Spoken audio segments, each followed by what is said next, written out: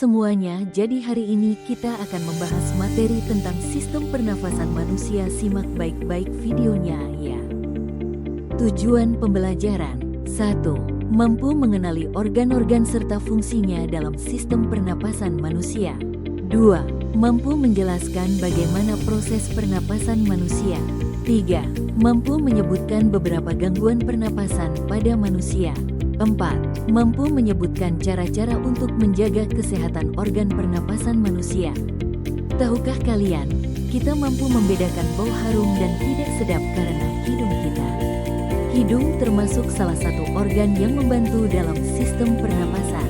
Hari ini, kita akan belajar tentang organ-organ yang membantu kita bernapas dan bagaimana kita bisa bernapas. Apa itu sistem pernapasan? Sistem pernapasan adalah sistem dalam tubuh yang berfungsi untuk menghirup oksigen dari udara dan mengeluarkan karbon dioksida. Kira-kira, apa saja organ yang kita gunakan untuk bernapas? Ya.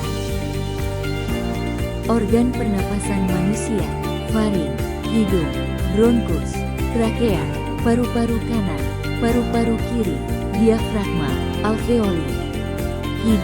Hidung berfungsi sebagai pintu masuk dan pintu keluar udara yang diperlukan oleh sistem pernapasan kita.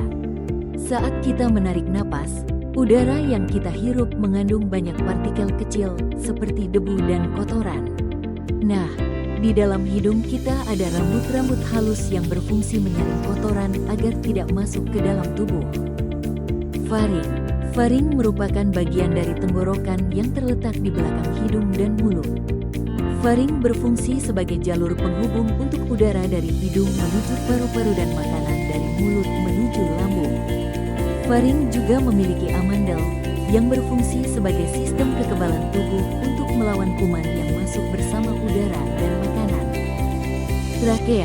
Trakea atau disebut juga batang tenggorokan adalah saluran pernapasan yang berfungsi sebagai jalur keluar dan masuknya udara yang kita hirup melalui hidung atau mulut menuju paru-paru. Trakea seperti tabung yang memiliki cincin-cincin tulang rawan yang fleksibel, sehingga bisa bergerak saat kita bernapas, berbicara, atau menelan. Bronkus adalah cabang trakea yang mengarah ke paru-paru kanan dan kiri, berfungsi mengalirkan udara dari tenggorokan ke paru-paru.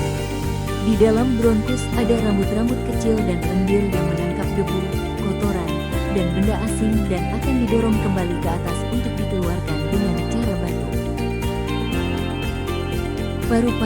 Paru-paru adalah organ utama dalam sistem pernapasan manusia yang berfungsi untuk mengubah oksigen yang kita hirup menjadi karbon dioksida.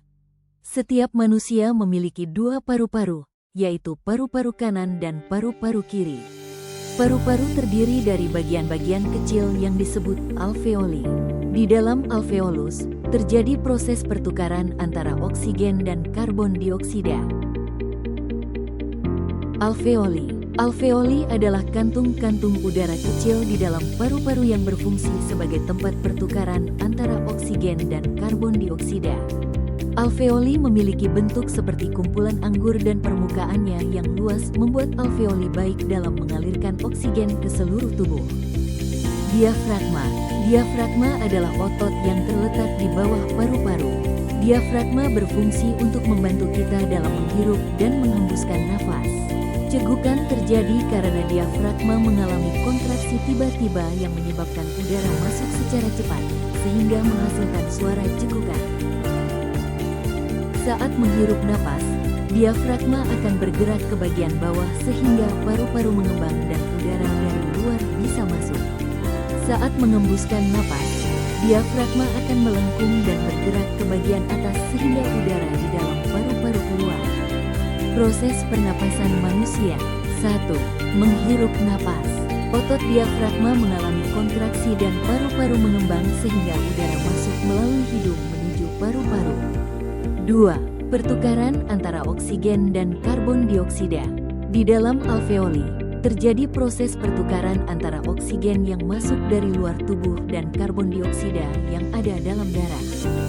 3. Mengembuskan napas. Otot diafragma akan relaksasi dan paru-paru mengempis sehingga karbon dioksida keluar melalui mulut dan hidung. Pada gambar ini bisa kita lihat bahwa 1.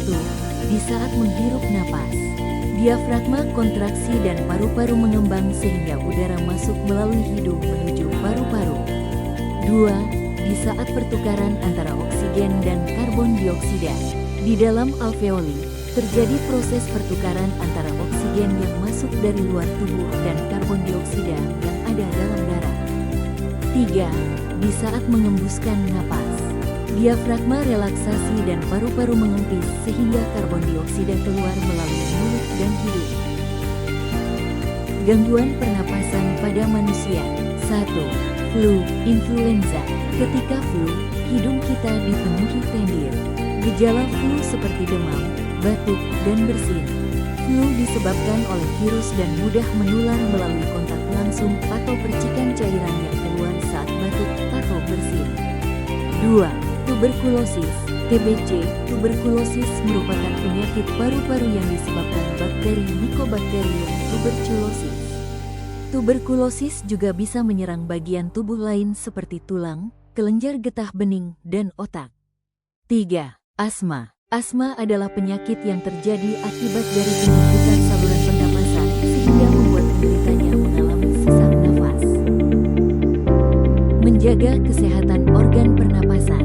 Kita perlu menjaga kesehatan organ pernapasan dengan cara-cara sebagai berikut. 1. Olahraga teratur. 2. Tidak merokok. 3. Makan makanan sehat dan bergizi. 4. Menghindari polusi udara. Nah, itu tadi materi tentang sistem pernafasan. Jangan lupa like, komen, dan share. Jumpa lagi di materi selanjutnya.